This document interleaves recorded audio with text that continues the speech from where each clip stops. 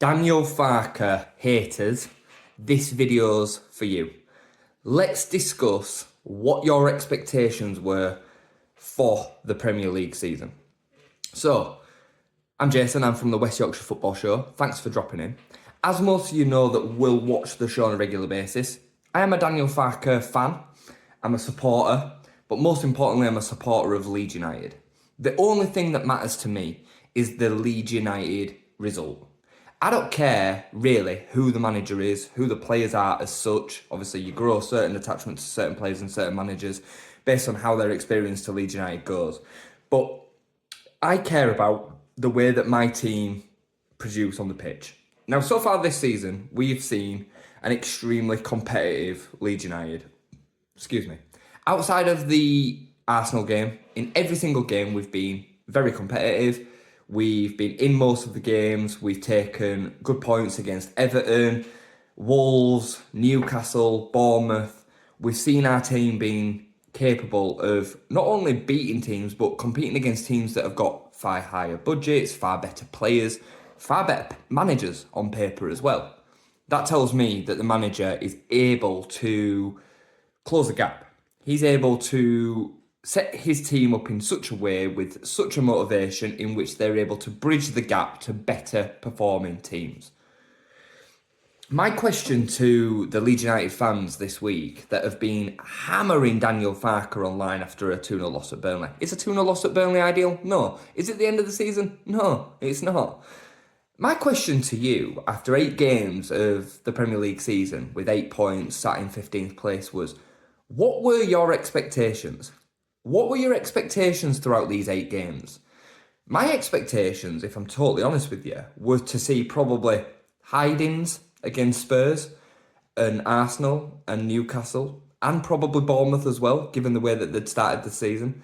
I'd hope that we'd maybe be able to pick up points at home against Everton, maybe beat Wolves, but we didn't know at the beginning of the season what situation Wolves were going to be in, and probably get something at Turf Moor, considering the fact that we only picked up a point against them in the whole of last season. A point at the weekend would have been good.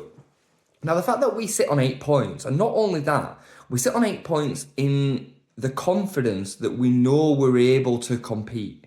The style of football in which we've seen this season has not only seen us win games, but it's also seen us dominate large parts of games as well. That's not just a given in the Premier League. You know, we've seen the situation with Ipswich, Leicester and Southampton, and I do think that the promoted teams are far in excess of them, so I don't think it's too comparative, but we have seen just how uncompetitive they were. If you're giving Daniel Farke a hard time and you're saying after 8 games and 8 points that he should be sacked, what were your expectations? And then not only what were your expectations for the season so far, but what are your expectations for the replacement manager? Because the replacement manager isn't going to be who you think it's going to be. You know, some would say, go get Sean Dyche. Well, Sean Dyche has just got to Forest, who are probably in a far better position than us. He would look for, you know, a position that's slightly probably beyond a recently promoted club. But let's just say that we did get Sean Dyche in before he took the Forest job. Do you think the football's going to look that much better? Do you think the results are going to be that much better? Bear in mind, you're talking about the same manager. Sure, he kept Burnley up for a long time, but he was also sacked at Burnley, relegated at Burnley as well, same as Daniel Farke was at Norwich.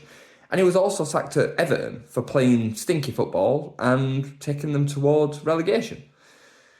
Who are you identifying as this saviour of a manager that's going to do a better job than Daniel Farke? Now, you might say, Jay, that's not our job to do that. And I would agree with you. It's not our job to find the replacement manager. However, if you are unfairly and uncompromisedly asking the most successful Championship manager to be sacked, Leeds United's most successful manager of the past 25 years, including Marcelo Bielsa, to be sacked, just facts. Don't hate, it's just a fact. If you're asking for him to be sacked, you have then got to have an idea of what we are going to replace him with. Some people will tell me, oh, so many managers can do a better job than Daniel Farke. Who? Because I'm telling you, we would end up with one of them top Championship managers or failed Premier League managers. Failed, quote unquote. Now, I'm not saying that there isn't anybody that could do a better job. There probably is. But the candidates that you're thinking of are going to be limited, and we're going to be taking a massive gamble. A massive, massive gamble. The same people that criticise Daniel Farke are the same people that also say that the team's not good enough. So which one is it? Is the team not good enough, or is the manager not getting the most out of the players that he's got? It can't be both. It can't. Because the facts are is we are 15th, 8 points after 8 games. That is enough. I want you to answer this in the comments. Come for me all you want. I'm happy to reply back to your comments. But be sensible, be realistic. Don't go out and say, well, go get Iriola from Bournemouth. Like, no. It's got to be somebody that's within a realistic reach of Leeds United. Let's hear it in the comments, and we'll see you for the preview show tomorrow.